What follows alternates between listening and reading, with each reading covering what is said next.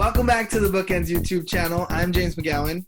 I'm Jessica Faust. And today we have with us for her first time ever on the YouTube, Mo Ferrara. Hi. Hi, Mo. So if you've been following along on YouTube, you know that we've been one by one picking off all of the BookEnds agents to have a friendly conversation with them. And Some today... of them hate it. I love it. Yes, and that's what I was just going to say. And today, Mo is our victim. Depending on the agent, they're either a victim or a guest. I like that I'm a victim. I don't know what this says about me now. It probably says more about our YouTube channel. True. So yeah, it's just going to be a casual chat talking about you, your list, your time at BookEnds, stuff like that. So maybe we should start off with the one thing that our viewers might not know about you unless they follow you on Twitter. You are heavily involved in theater, and you are a violin player for like, what, 20, how many years? It's right behind her. Yeah, you've been, your whole life, right? You've been playing the violin? Since third grade, so about 27, 28 years now. That's so cool. So I played violin in third grade. It's when you start. Yeah, that was it though. I kind of regret giving it up though. I can't see it. I mean, hey, there's more and more BookEnds who are starting to get into more music stuff. So I mean, you know, the BookEnds can start up. That's true. Yeah, I'm a James. wonderful singer. I am a woman of many talents. Yes. Hey, I you stopped dead in your tracks. Hey, anyway, back to the task at hand and not insulting my singing abilities. So can you talk a little bit about your experience with theater? I know that you are a huge live tweeter of all of the live theater, which is a tongue twister. But how does working in theater and playing the violin sort of inform your agenting?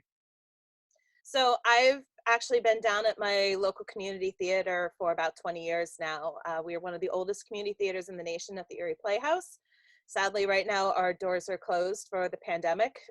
We're still figuring out ways of doing some like Zoom events and other things like that.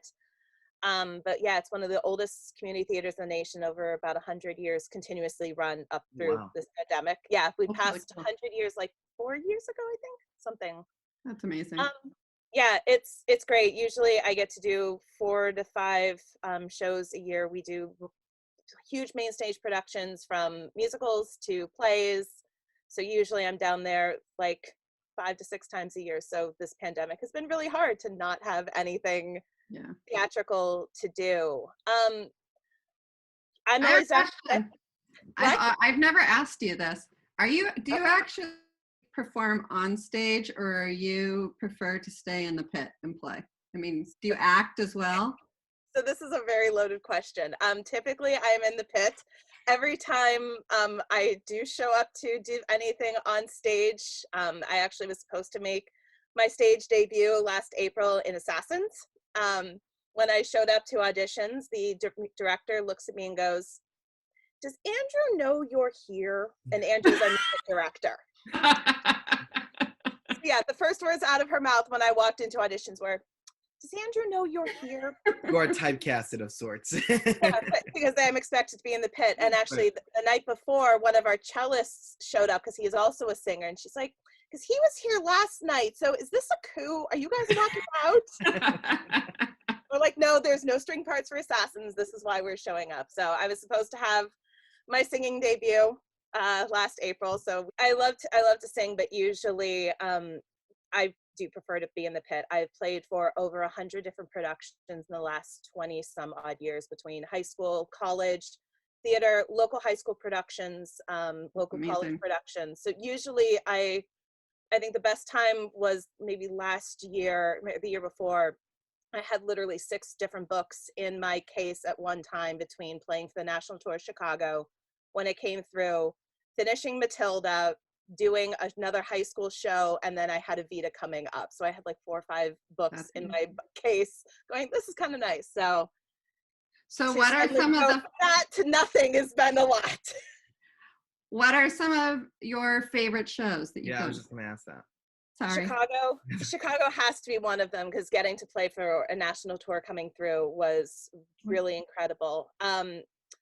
Ragtime will always hold a very special place in my heart. When we did it opening night, how it opens is the curtain opens and you see all of them dressed in white posing for a photo as they start introducing everyone, and the curtain had opened about this far and you just hear a piano playing and this audience burst into applause. And we've never had, it was like literally playing for a Broadway show with the amount of cheering and everything, and none of us have ever had an experience like that. Plus the violin part is just really, really gorgeous in that show. So little, yeah, there's a lot of fun shows I've done for various reasons. The Irish and How They Got That Way is just this fun little show that's written by Malachi McCourt, who's the brother of McCourt. And yeah, and it's just like a little fun, like 7 people, violin, piano, and it's all this very interactive, and it's just the Irish and How They Got That Way. So that's cool. It's hard to pick a favorite when you've done so many.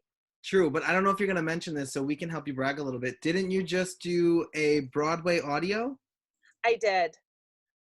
So I kind of reached out to a gentleman who was working on a Broadway concept album audiobook that's called Delusion. So it's a Houdini musical, and it is total plug. It's available on Spotify and Apple Music and wherever you get your music, both as a complete audiobook and as the highlights. So I played for about a third of the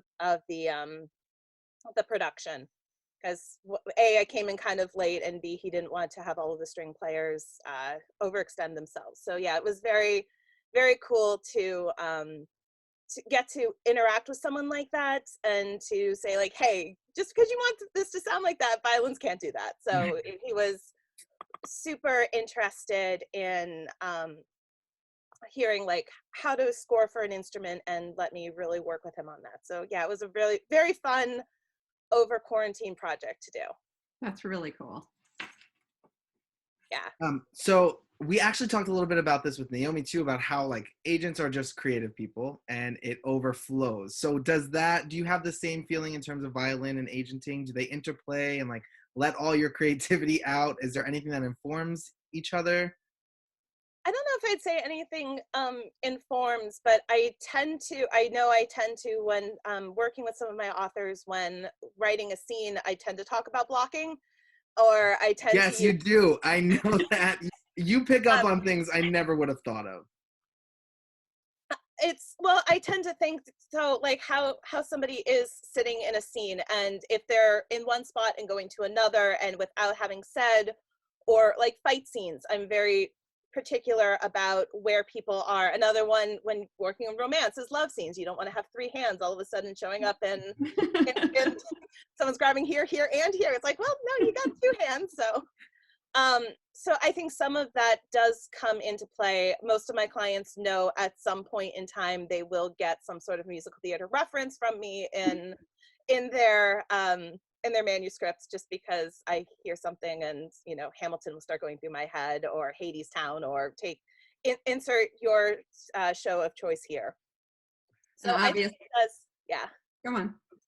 No, I think it does. It does in some ways, and other times, honestly, having theater to do and to go into a pit when you're having a rough day is fabulous, because you're not thinking of anything but the little black dots on the page, and, you know, theoretically watching your conductor and hoping, you know, there's not too much smoke in the pit tonight. We can actually see through, you know, there are times we can't see each other because of the smoke that comes down into the pit. So it's nice to just have a creative outlet. So, you know, at the end of the day, it's okay, I do have to walk away from this. I get to go sit in the pit, see my friends there, play some amazing shows and some amazing scores, and that's the only thing you're thinking about. Or if you're doing a show like 1776 that has a 40-minute scene in the middle of Act 2, we can all get up, go, I can read some submissions or go through stuff. So it's like, it's nice kind of having another place to sometimes work. Not always the case. Sometimes they're played through shows and you're just sawing away for, you know, hours on end. Well, you have to show everybody your coffee mug. Yes. Because you have an impressive coffee mug collection. I thought I had an impressive collection, but Mo's puts everyone's to shame. I love my Death Wish coffee mug. Yeah, I have a set of 4, and they're like the perfect weight. Yep. And they're perfect shape for holding. So yeah, it's always a question of what mug shows up this week at a meeting. I always appreciate them. Well, someone does. So you've been with Bookends for 6 years now, and before we go into our next section, or nearly 6 years, right? Yeah, I can't believe it. Before we go into our next big section, could you tell us a little bit about what your list is like, the kinds of things that you're working on? Yeah, my list has turned super eclectic. And I kind of love saying the story. When Jessica first hired me, it was to grow the middle grade and sci-fi fantasy list. And my first several people I acquired and that I took on as clients were all queer YA. And I went, well, sorry. But I have grown middle grade. I have done a lot in the middle grade space. So there is that.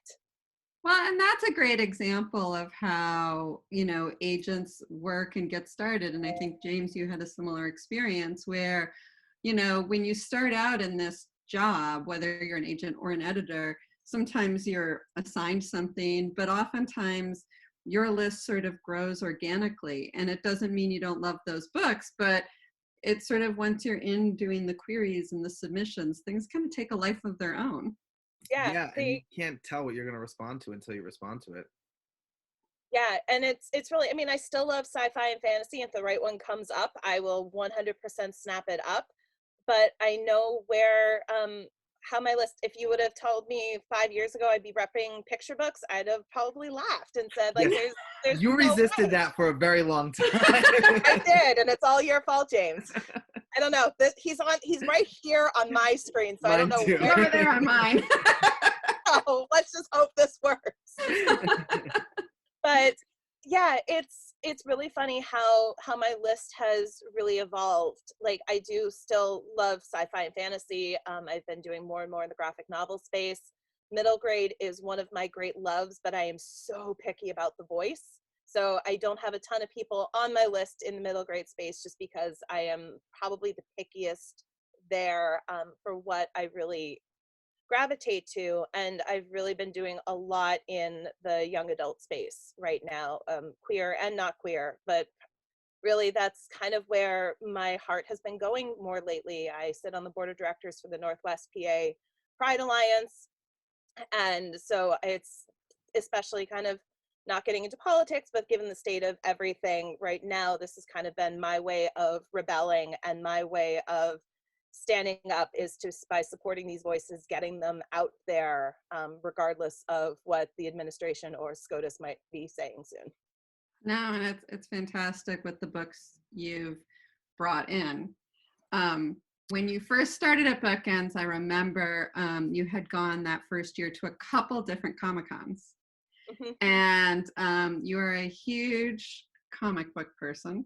And we've had that discussion many times. And I know we're going to talk about that a little bit more. But what I was really impressed with and excited about was that at those first Comic-Cons, you took the initiative to go up to creators and introduce them yourself. And from there, you have built something that Bookends never had. And to be honest, I had never considered. So I love that. Do you want to talk about the comic world and the graphic novels? Yeah, so I have always been a massive geek, but I have been going to, up until obviously pandemic, New York Comic Con or NYCC since for the last 10 years. Last year was my 10th. So not having this year in October was very, very strange. But through that, I've gotten to know a lot of different creators. Matthew Dow Smith has been a dear friend of mine for about the last 10 years or so. I met him at one of my first. I decided that I was going to start branching more into graphic novels. At the same time, Matt had really wanted to get into having an agent. So I was very lucky to have someone who is a dear friend to kind of help guide me through where are like the good houses, where are the ones to avoid on the comic side, because it was a very new area for me. But at the same time, I know what to look for, how to set up panels and making sure that there's not too much dialogue in them, and how to make sure they breathe, how page turns work. like all of these little things that are very, very picayune just to comics that you don't have to worry about as much in other places. So it was very nice having friends and seeing them pitching to other people to kind of grow my list through that way. And can I backpedal for a second? Yeah. Because you talked about some things that I don't necessarily understand fully, and I think some of our viewers will be more interested in. When you were talking about the graphic novel, you were talking about panels and page turns, and can you explain that for people who are not graphic novelists or who are interested but very new and don't understand the lingo? Okay, we'll pull up one of BookEnds' own, Bad Luck Chuck, which was written by Lee Le Guin, who is one of my clients, as well as all of the art was by Matt. So one thing in comics that's very different is that you have multiple people, as you can see, working on a project. So Matt actually only did pencils and inks, which are just like the actual drawings themselves, as well as like all of the super black stuff. Those would be like all of the outlines. So somebody else came through and colored. Somebody else came through and did all of the letterings. And then there's usually a final person called a flatter, which will flatten all of those layers to get them ready to send out. So, so these will all be panels. And so there's a lot to this where all of the boxes, right? All of the little boxes. And so sometimes they're much larger, sometimes they are smaller. Right. Sometimes, you know, it's all kind of depends a lot on what knowing that your eye is going to look at everything first and then start reading through. And then knowing that like each of these times when you get to the bottom here, you want these little mini little mini cliffhangers that push you over into the next page. Okay. So the same is true for another BookEnds book. This one written by Jeremy Whitley and Jamie Noguchi. And so again, it still is, this is a YA. The other one was a adult graphic novel. So the YAs tend to be a little bit breathable and a little bit more. Jeremy is I see what you're saying. So there's less panels and less words on a page, which means it breathes more. Correct. And usually also what's different is the trim size. So the trim size would be the size of the book. They tend to be quite different. Interesting. So yeah, there's a lot of differences that go into of knowing, you know, how many panels should be on a page to make sure that you can still see what's going on art-wise, but still get all of your dialogue in. And it's a really big balancing. So here's one because there's more dialogue, less panels. Right. So if an author wants to write graphic novels, how do they submit to you, or how does that work? And then I guess it would be similar to, in your end, to publishers? So there's a couple of different ways of going about doing this. The easiest is if you're an author illustrator yourself, you're doing all of the above. That's the easiest. If you're a new person, I'd like to see a lot more completed to see that can you actually get from point A to point B and get all the way through. So for somebody who is new in a debut, I really would want to see something a lot more completed, which I know is a ton of work, but I want to make sure that you have the wherewithal to get from the beginning through all 240 or 180 or whatever you decide to do. Mm-hmm. For somebody who is in the comics industry or has a lot behind them, it's a lot less because I know you can do the work. I know you have a track record, so it's kind of similar on the pro side of proposal versus full manuscript. When it's a little bit harder if you are an illustrator or a author only. Right. So in the comics industry, it is much more, and this is also a difference between comics industry versus New York publishing. New York publishing tends to be much happier to work like picture books, where they will, an author comes in, here's the script, we totally see where you're going, and then they will go out and find an illustrator for it. And I noticed too that the difference between Matt and Jeremy's books, and not to exclude the other creators, is that there was only one artist for Jeremy for School for Extraterrestrial Girls. Yes. So Jamie did all of this. I don't know if they had someone. I can check the front. Yeah, they did have somebody doing lettering who isn't on the front cover, because usually that's it's usually paid as a page rate. So you get X number. It might be only like $10 or $15 per page for doing lettering. So it's not as front and center as, but yeah, for this one, Jamie did all of the art and all of the colors. And it kind of depends. There are some, Matt is one who by his own admission goes, I don't like coloring. So he tends to likes to find a colorist to do that work. And it's very individual to the artist. He can color, he does great colors. There's some of the covers that he did colors for, but there's a lot of times where he's like, someone else can go color. That's really cool. So in terms of like submissions and what you look for, if you are, here's the difference then. In the comics industry, they tend to expect that you have an entire team in place. So they want to know, letters is another one of those that usually they can provide a letterist, because it is such an individual skill set. And to know like how to place the word bubbles and everything else, so that it is a very unique skill set. But they tend to want you to have colors, inks, and script all in like one group. Gotcha. So their art styles are very different, going from comics to what the New York houses are looking for. So sometimes it is, if you're an author, don't feel bad if you don't have an artist lined up, or you can't find someone. That sometimes, honestly, it is easier to send in a full script. And I know how to evaluate scripts. You know, there's some great, the hard thing with scripts is nothing is uniform across this industry whatsoever. There's the Marvel way, where you basically just kind of write paragraphs and the artist figures out what the heck to do, and then you go back in later and write the script. If it seems very backwards, you're correct. It is.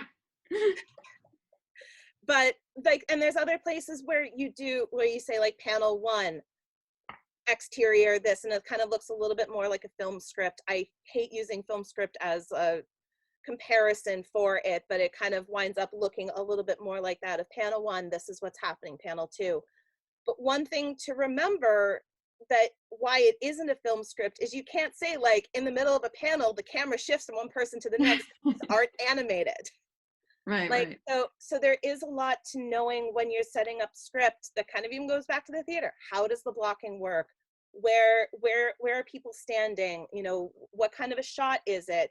But you also want to leave it open enough for your artist to have some creative liberties too, that you're not being so strict with, okay, now it's a panel on this person, now it's on this, now it's, and then where it's just so strict. Sometimes artists will just kind of ignore some of those if they know something won't work, and will just kind of do their own thing. But you know, it's kind of a fine line. There's a lot of script books out there that you can take a look at and read through. There's a lot of on the comic side, you know, some of like the Marvel and the DC books, when they put those omnibuses out, that they'll do special things in the back where sometimes they'll do sample scripts. So the more you can read some of those and see what other people are doing and apply it to your own work as you're coming up with how you want to script, that's great. So yes, as an author who does not have any connections whatsoever, it's not like you are totally out of luck. You can still write up scripts, you can still submit those, and the art will come. Same thing on the other end, for artists who don't have somebody to work with. The more you can show off, even if you can't write a whole thing, if you can write a few pages of script yourself to show off what your sequentials look like, that's what these are all called. Like, this is all sequential art. Okay. So because it goes from point to point to point to point. So I want to see like how your sequentials look and how you're able to go through part of a story. So if you can do a few pages of just like a little short, so I can see like what your art looks like, how you do sequentials, how you space out your panels, then it's usually enough for me to have enough to go on to see, you know, and obviously have other pieces of spot art and all of that. So you can see, you know, what do your characters look like? What are your character designs? How do hands look? You know, all of that stuff we all look for in our illustrators. So on graphic novels are becoming huge right now, right? They're having a moment, you might say. So on the traditional side of things, would you say it's pretty similar to picture books then, in that you can be an author illo, you can be an author, you can be an illo, and then you can submit whatever you sort of create individually? Yes, I would say so. It still is very similar. I mean, it is still possible to, on the traditional side, to take out a team. I've done it before. I've had success on that end, and I've not had success. It's kind of similar across the board for us in taking any project out. Some will work and some won't. So you would want to see, and say it's just an author then, you would want to see a synopsis and a full script. If it's somebody who is a complete debut and a complete unknown, I'd want to see that. If it's somebody who has a track record, a really like still an in-depth synopsis, comics tend to have a little bit more of a pitch packet as opposed to like what we would do for a prose proposal of just like here's your 50 pages plus a synopsis, boom, you're done. These tend to have a little bit more of, if it's intended as a series, like a little paragraph about what each of the next series are, character outlines. So like if you have 4 or 5 main characters, there's usually a little paragraph about who they are as a person, what their goals are, personality, etc. Right. So if you're an author illustrator, tends to be here's your little paragraph plus a little sketch of the person. Right. So you can see more about who they are. Sometimes they'll have like a little elevator pitch, like a proposal pitch, synopsis, characters, and then maybe and it kind of depends after that for script pages. I like anywhere between 10 to 30, kind of depends on the person and, how well known they are in the industry. Because there are some I can say, I work with so-and-so. It's like, oh, that's awesome. I love this and this and this book about them. So it's like, they don't need to have as much because they're a fairly well-known quantity, or there's the person who has had a few books out. We know they can do the work, but they might not be as well-known. That it's like, okay, let's do like 20 to 30 pages. And then that way there's a really good sense of who your characters are, how you write your script, that they can get a sense of you as a writer. So is it like picture books then, and that you should have more than one to submit, or can you submit one complete package and you be can okay? Submit one complete package. I expect that most people have multiple projects at once, because that's kind of the way a lot of times comics works, is you're submitting these books to this person, these books over here, and just trying to see where you can, because so much of it is freelance for lower page rates, so it's not quite as much as what like a New York house advance would be. So you kind of wind up spreading yourself much thinner. So I kind of expect that people will wind up having multiple projects as well. But I like to see, one at a time. If it's something that I'm super interested in, I might say, hey, are you working on anything else, to have a sense. So for me, it's not a requirement.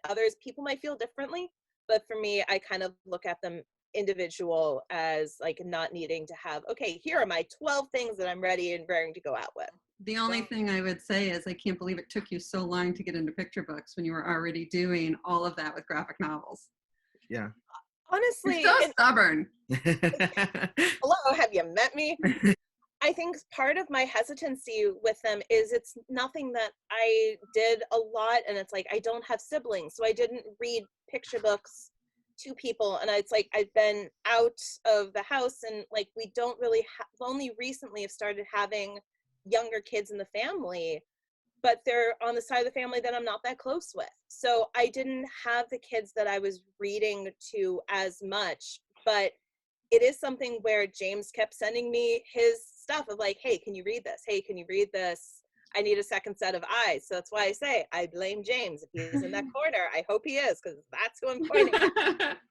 Yeah, and just the more exposure we've had to them too at BookEnds, because our picture book list has grown exponentially. I think you get more comfortable with them. They're the kind of thing that the more you read, the more you know, the easier it is to spot.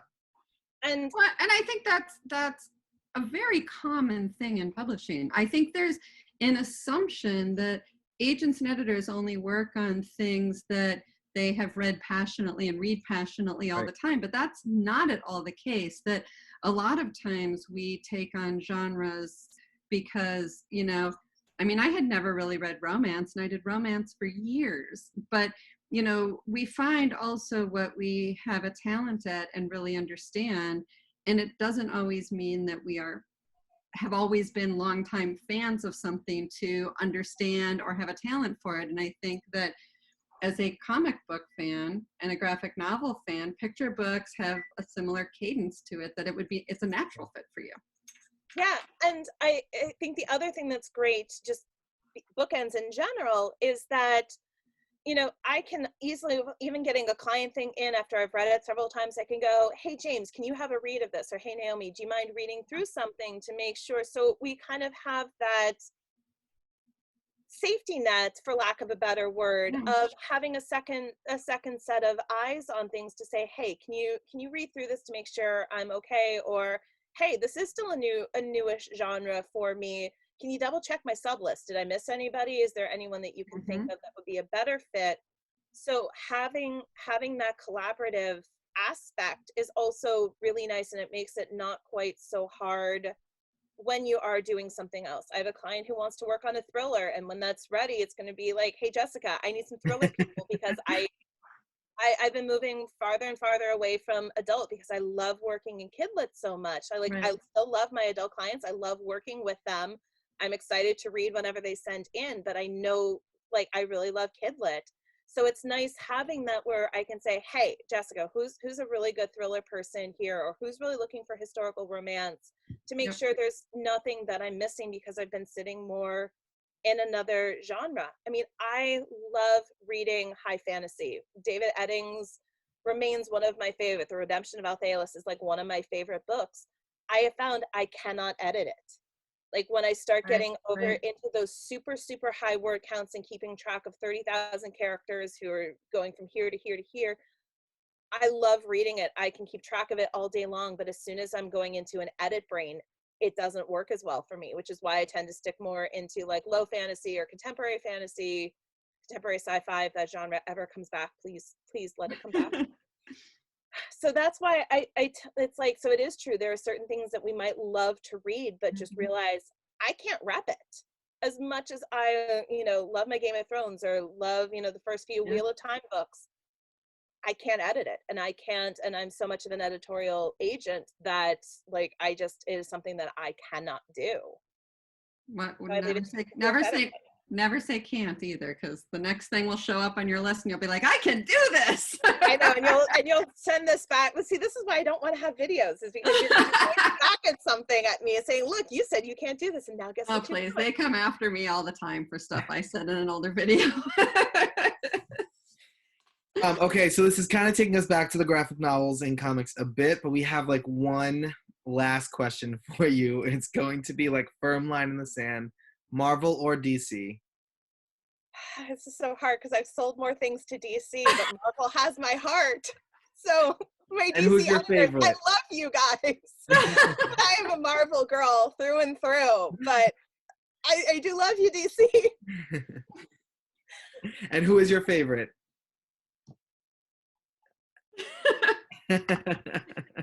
Aww.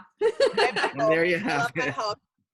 My second, I told you, they are sitting right here, and I'm not pulling these out. Second favorite is my Iron Man. So yeah. Really? Yes. I have one of those that you gave me, Wonder Woman, of course. Yes.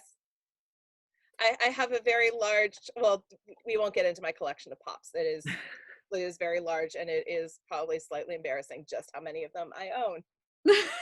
Nah. Well, this was great. Thank you so much for joining us on the YouTube channel. See, it's not that bad. Right? We're not that painful, and it's fun. So am I still a victim at this point, or what? No, now you're a guest. You've been upgraded. I got upgraded. Now maybe you're a regular because we got 2 videos out of you. That's true. Well, thank you so much for watching. Don't forget to like and subscribe, and keep an eye peeled for our conversations with other BookEnds agents. And we hope you enjoyed Mo's video. If you have any questions for her, especially about graphic novels, don't hesitate to put them in the comments and we'll get you an answer. Bye.